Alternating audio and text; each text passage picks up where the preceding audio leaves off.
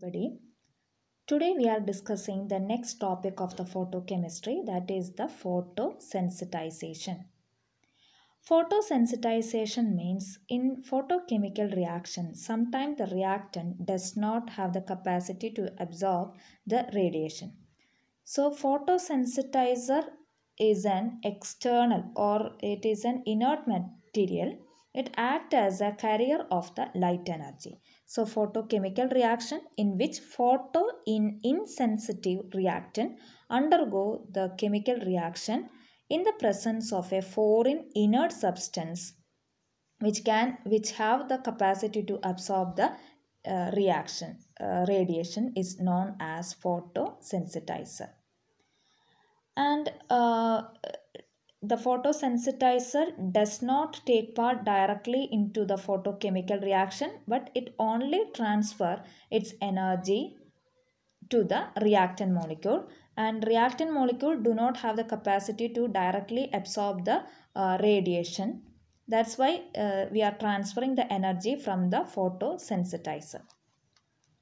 Now here in the figure we can see that the photosensitizer first of all absorb the light radiation and undergo the excitation, and the excitation is in the singlet state, and now it will come back to the triplet state, and in the triplet state it will transfer its energy to the photoinsensitive reactant, and due to this energy photoinsensitive reactant undergo the excited state and finally liberate its energy and convert it to the product.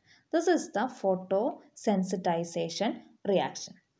And now we are moving into the mechanism of photosensitization. Normally, the photosensitization reaction involve the two important factors, that is donor and acceptor. So first of all, the donor will absorb the radiation and will go to the the singlet state. And as we discussed yesterday, the singlet state is higher energy than that of the triplet state. So it will liberate its energy and to come back to the triplet state of the donor. So that we are transferring, we are moving into the singlet state to triplet state. So this conversion is known as inter-system conversion. So in the triplet state, the donor transfer its energy to the insensitive reactor, and the reactor, that is the acceptor.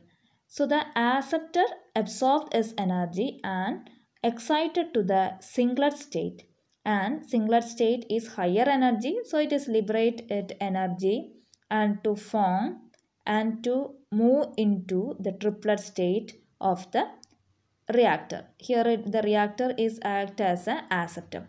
So in the triplet state it will emit its energy and come back to the ground state. So during this reaction the reactant converted to the product. This is the mechanism of photosensitization in photochemical reaction. Now we are moving into some of the examples of the photosensitization. First example is the mercury vapor photosensitizes the dissociation of the molecular hydrogen into atom. So first of all, the mercury absorb the radiation and the mercury undergo the excitation, and in the excited state it will liberate its energy to the reactant molecule, that is the hydrogen, and hydrogen undergo the excitation, and during this excitation it will liberate its energy and decomposes to form the hydrogen atom. Next example, that is a natural example, that is the photosynthesis. Here the photosensitizer is the chlorophyll. Chlorophyll absorb the energy and transfer the energy to the reactant molecule, and finally the carbon dioxide and hydrogen converted to the carbohydrate and oxygen. Next example is the chlorine photosensitizes the decomposition of the ozone into oxygen. And now we are moving into the next topic, that is chemiluminescence. Actually, chemiluminescence is the opposite process of the chemistry. Photochemistry means light absorbs and undergo the chemical reaction.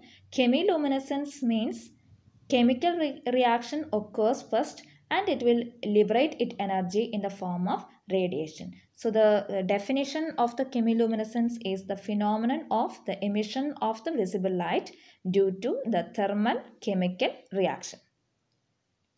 And we are already studied the phi, that is quantum efficiency of the photochemical reaction. Quantum efficiency means phi is equal to number of the molecule which absorb the photons divided by number of the photon, and usually this value is 1 in the photochemical reaction. So in the case of the chemiluminescence, the phi or quantum efficiency of the chemiluminescence, the reverse of this equation.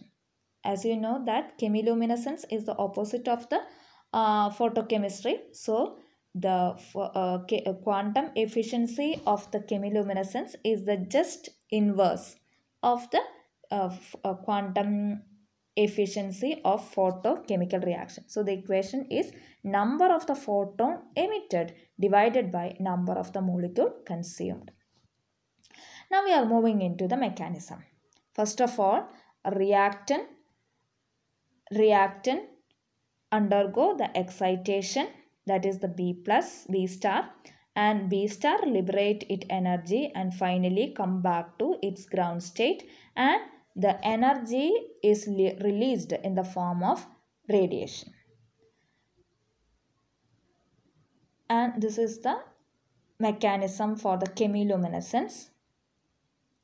So in the chemiluminescence, normal thermal reaction undergo, and in the chemical reaction the energy is released in the form of radiation. That is the chemiluminescence.